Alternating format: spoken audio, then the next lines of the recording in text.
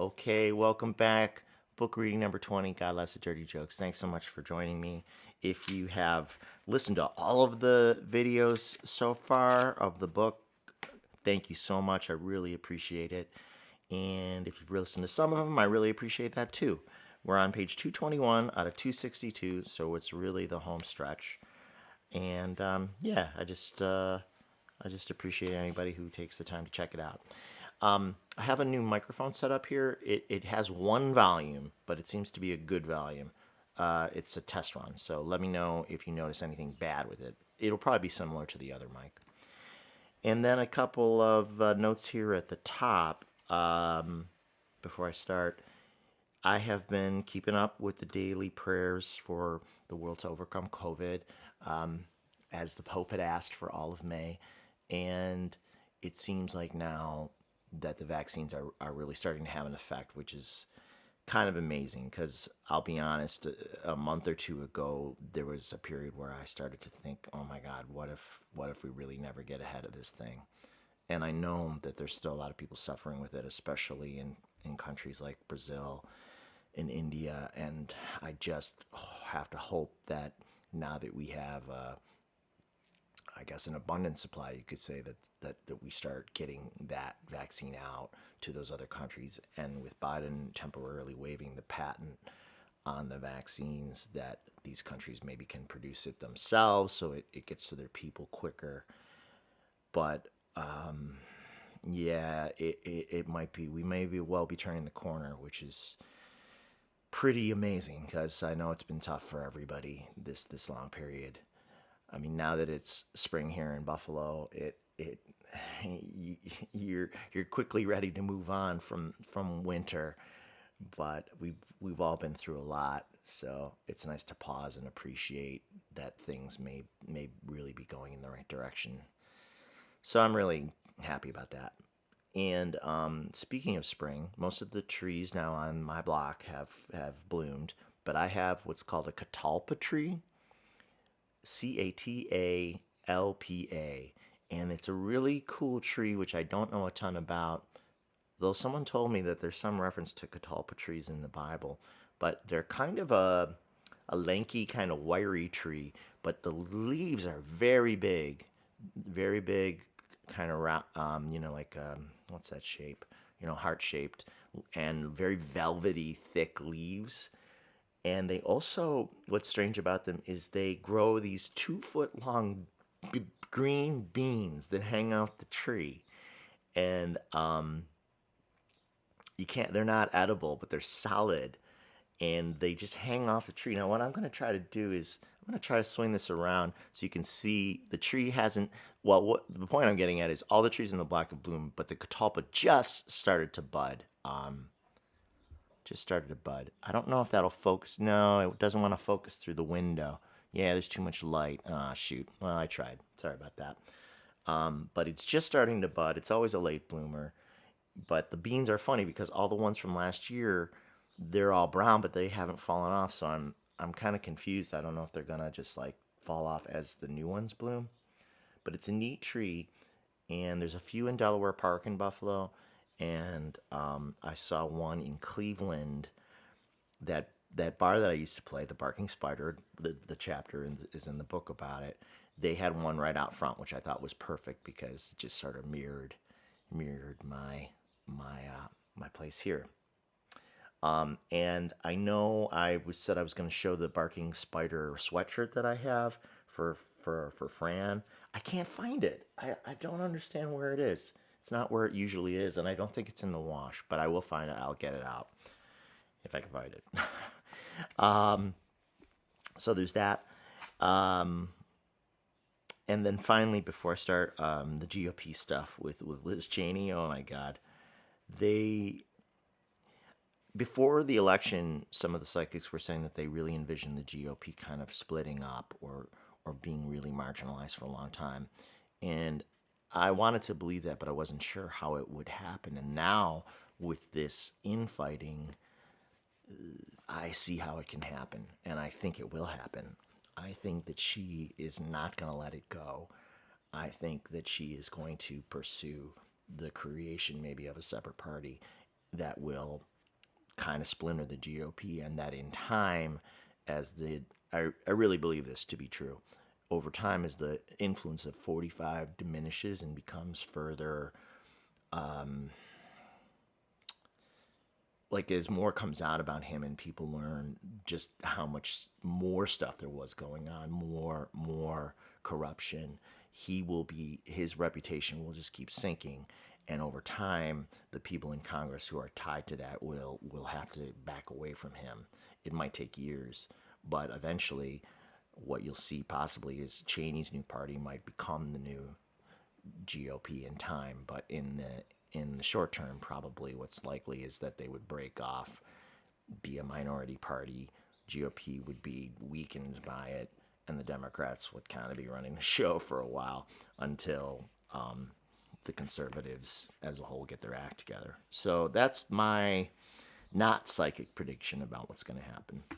But either way, it's good that she's taking that stand, because you can't have one of two major political parties tied to fiction and authoritarianism. It's just incredible that we got here, but we did, and that lid is off, and now it has to be dealt with, and it is being dealt with. So, have hope. I have hope because we got through the darkest period, which was probably January 6th and the election, and now that's over. So it's on the upswing, and that's really how I feel about it. Okay, so chapter 42 is called Marie, very autobiographical. Yes, I indulged my ego in some of these chapters, always trying to find or incorporate the spiritual part of things into it when there's a connection. But yeah, it is. It's a little more indulgent autobiographically. The next book isn't as much. It's more. There's a lot of family stories, but not as much about me. Anyway, so here's chapter 42, which is called Marie, which is not her real name, of course. Among the special people I've been fated to meet was a sweet, troubled woman named Marie. We corresponded through an online dating site in 2002. Wow, further back than I thought. She had a teenage son and lived in a cute little house in the canal city of Welland, Ontario, which is about 45 minutes from me over the Peace Bridge. Haven't been there in a long time, obviously, with the border closed because of COVID.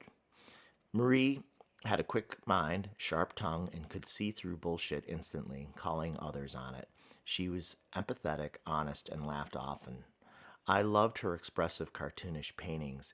It made her mad that her self-portraits were perceived as adorable when she meant them to be serious expressions of her mental state. She had a tiny, quarter-sized tattoo of a mermaid on her ankle. Like her, it was subtle and tasteful. She organized environmental events in the city and tried to live small, contributing a minimum of waste. She was an idealist in the best sense and her own person. Marie was divorced and having trouble making ends meet with low-paying part-time jobs that involved little creativity, a sad fact of life for so many. She was the first woman I dated who had a child. It was another signpost for getting a bit older. I'd recently turned 30. Ha ha ha, 30. Her situation made me think of my mom and the challenges and burdens, but also great joys of raising kids alone. Marie was close to her son, too. Visitation rights for a father aren't remotely equivalent to the deep relationship one develops with a divorced parent living together day to day. I think my dad sometimes feels that he missed out on our upbringing, and he did to an extent. Mom took on the full responsibility of raising us as if she had a choice, and ended up with more of the joy and closeness, too. Marie struggled with depression, but it wasn't the same as with previous girlfriends. She was sexually communicative and liberated, reserved in public but not in private. She expressed what she liked and didn't like, though it also caused guilt because she considered sex addictive. Her clarity was different from other women. We loved to make each other feel good, often making dumb jokes in bed. And I'm going to say that the law of attraction applies when it comes to meeting Marie and how I've described her, that I could only have attracted her by being very much like her. Marie had reservations about oral sex because parting her legs made her feel vulnerable. It was the first time I'd thought of it that way. I don't know how many men, savages mostly, sometimes including me, appreciate what it means to be a woman. We eased our way into it, excuse me, going slowly with everything. My perspective widened. The connection with Marie helped clear away much of the past. The healthy, open expression of physical and emotional love helped me let go of conflicted relationships, including Leah, who, if you'll recall from the last chapter, a psychic called her out by name as something I needed to address in my karma because I had not treated her properly. She hadn't really treated me properly either, but I'm gonna stick with my side of the fence in just owning my part. I would have gladly continued seeing Marie, but she decided that dealing with depression, her job and financial situation, and raising her son had to become a full-time endeavor. She felt that her strong libido and resultant relationships were sidetracking her from her personal goals and getting her life straight. She said that she had to be by herself to sort her feelings. Tears snuck down my cheeks as I drove back to the border on long, sparsely lit back roads in quiet winter darkness. Despite the sadness, I felt awake and alive. We parted without resentment, only affection and gratitude. She helped me see how a positive relationship could work in the future. I loved her for it and said so. When she said she loved me too, I knew there would always be a part of her with me and me with her. We kept in touch over the next 5 or 6 years whenever either of us needed a trusted friend. I did right by Marie, but there are a few women I wish things had worked out with somehow. I wish I'd been a better man at the time, but it's turned out as it had to. I'll attract the right person when my heart and soul are ready. The universe will know. Amazingly, in 2012, 10 years after dating Marie, I met her across the street neighbor, Nina, online. She knows Marie only in passing. Only in passing. Out of all the women in Canada or just the province of Ontario, I've dated two who live directly across the street from each other. God is winking at me. Yeah, so there's your synchronicity part that I managed to incorporate. It's pretty weird, isn't it? I mean, what are the chances? Two women on the same street. Church Street, by the way, in Ontario, Welland, Ontario. Oh my gosh.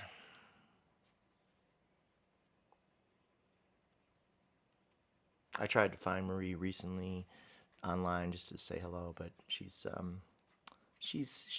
didn't ever need to have an online presence. It wasn't a priority to her, so I've not been able to find her. I guess that's how it's meant to be.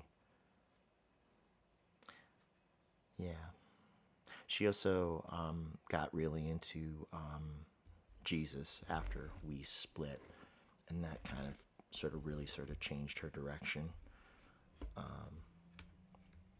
It was a different kind of it was a little more of a fervent sort of belief than what I believe about God now, but that's her right. That's part of her journey. Okay, on to chapter 42. It's a short one. 43 is called More Mediums and Messages. My most recent tarot card reading was in summer 2012. Well, now it's no longer true, but it was when I wrote this. My most recent tarot card reading was in summer 2012 across the Peace Bridge in Fort Erie, Ontario, till Canada again. It was during the Friendship Festival, celebrating the long, sexy relationship between Canada and the United States. Nina, so this is Marie's somewhat neighbor, who I also dated. Nina suggested we meet there for our first date at the Friendship Festival. There were carnival rides, games, and live music. The weather that weekend was amazing, as was the whole summer. As we strolled along the streets of vendors offering fried food and trinkets, we found a friendly psychic. Her name was Gina. Nina went into the tent first for 20 minutes. I sat on a curb across the cordon street, watching people go by and occasionally checking Nina's expression for signs it was going well. Nina liked her reading, so I went ahead. During her introduction, Gina said I could ask her about 3 different topics she'd address at the end. I wanted to know about the longevity of my family, whether my brother Steve should do anything specific with his medium abilities, and what I could expect to happen, if anything, with my music. Then I picked out tarot cards. I don't recall any of all of the specifics, but Gina said she saw a mixture of colors in my aura, some bright and some dark.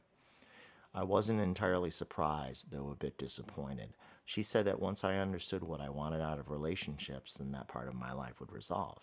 Aha.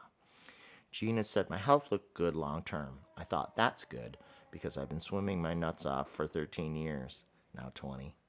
She didn't address the health of anyone else in my family as I'd hoped. And now I wonder if that's on purpose, since things followed for family members that she didn't mention. Regarding Steve, my brother, she said that he was where he needed to be with spiritual endeavors for the moment, a bit removed from mediumship. Yeah. I told Gina that in 2011, Steve had begun to feel overwhelmed by the volume of spirit visitors he constantly received. He would literally be in bed trying to sleep, going to the bathroom or brushing his teeth, and visitors would pop in to try to converse with him. This is because mediums are in demand by spirits. They're the only ones who can carry messages from the other side to this one, and many spirits try to get word back to their living relatives. Gina totally understood this feeling. When she first discovered her psychic ability, she too felt overwhelmed by the volume. It was as if there was a full-time crowd of spirits around trying to get her attention. This let me know my brother's experiences were common in mediums. Over time, Gina said she began to see how she could help people and earn a living too. Regarding music, Gina said she could see success in the future, but she believed it would be significantly tied in with writing somehow. Not music writing, but some other kind. I realized that the shell of this book had been sitting dormant for a few months. I asked if that was it, and she said perhaps so. I resumed writing for the rest of the summer. I needed to finish it in the sunshine, and spent many beautiful evenings on the porch with my new cheap laptop, the cats, and fine Belgian beer. The first draft was an indulgent, bitter manifesto that unsuccessfully mixed in a spiritual element, but as I grew over the 3 years I worked on it, the tone became more hopeful. More than 50,000 unnecessary words were dropped, and I added new chapters about recent inspiring events. Yeah, writing the book actually was an experience in itself, and I think I grew a lot from doing it. And I also realized how often I said the word "I" and do say the word "I." How we all do it to some extent, though some people a lot less than others. Yeah, that first draft was just so bad. It was just not. If you think this is indulgent, autobiographically speaking, that one was worse. And yet, I needed to see that part of myself so that I could recognize that I didn't like how self-centered it was, and so it that's part of the experience for me, the growing experience through writing. And I think a lot of people, that's why they write. It's as much about communicating as it is about self-discovery and learning about yourself, and trying to improve yourself. Gina said I would definitely know when it was time to transition to the next stage of life. It would be unambiguous. I hope that's true. I'm tired of my day job, though it's way more pleasant than many people's, so I shouldn't complain. No wonder so many people have a midlife crisis, though. You've worked 20 to 25 years and you look ahead and see another 20 or more and think, how the hell am I going to put up with this shit? I'm not getting any younger. I'll only get more tired and jaded the longer I'm here. That must be why so many people play the lottery, though I found it sad when I was younger. Now I get it. It would be great to have an artistic breakthrough. I imagine the fun new creative endeavors I'd cook up with more time and freedom. When Mom saw a spiritualist in late 2010, she took notes about things related to me. The psychic said that 2 gentlemen came in. She asked Mom if I sang because she was seeing a lot of musical notes in her third eye. Mom said yes. The reader acknowledged that as a connection and said that my grandpa Falgiano, whose first name is Samuel, which is my brother's given first name, but we call him Steve, his middle name. Anyway, sorry. The reader acknowledged that as a connection, said my grandpa Falgiano watches over me. Grandpa Falge showed her he knew me growing up. My grandpa Bella, his first name was Angelo, Mom's dad, also arrived. He showed the psychic he knew me very young because he died when I was 2. Yeah, I wish I had gotten to know him. Grandpa Falgiano did most of the talking. The psychic described him as a big man with big hands. He was 6'4" and owned a tire shop downtown for many years. My father said as a child, the only time he ever saw his own father cry was after a huge truck tire burst at the shop. Grandpa Falgiano took the blast in the chest, and if he'd been a smaller man, he surely would have been killed. He had heart problems for the rest of his life until a triple bypass. Ironically, when he died, his powerful heart held out the longest. I visited him a few days before he passed, his long body now strangely thin, turned and folded on his side to fit in the hospital bed. I held his hand and listened to his shallow breathing. Yeah, I won't ever forget that. By contrast, Grandpa Bella, so this is my mom's father, was about 5'2". In the psychic's vision, he showed her his muscles, meaning he was strong. He worked with his hands. Grandpa Bella arrived at Ellis Island by himself when he was 13. He spoke no English and earned his living working on the railroad. The reader said they both have a vested interest in me, which is humbling. She asked Mom if I played an instrument like guitar and wrote music. Does he have a song on the radio? And now this is in parentheses. A song I wrote in college was in regular rotation on a Buffalo alternative music station for a few years, which was a wild experience in itself. We sold a lot of records those years in the 90s with my old band. She told Mom to encourage my music. She saw it going somewhere. She said that there would be an opportunity to join a band, but that I should stay away from it. I should be on my own and find my own voice. The grandfathers were adamant about this. As flattering as it is, I don't put total stock into a life-altering breakthrough occurring. I'd be glad to continue just being creative. And on music, my kind of plan is I'm sort of on track for an early retirement at age 55 in 4.5 years. If all goes according to plan, though anything can always change. That would be when I could continue my health care through my current employer, and basically I've been pretty smart with investments, and I could ride a 401k at that point, and then I would probably try to maybe do some more musical touring for myself as a middle-aged singer-songwriter, if there's an audience for that. It doesn't have to be a big one. And also, I do concert promotion.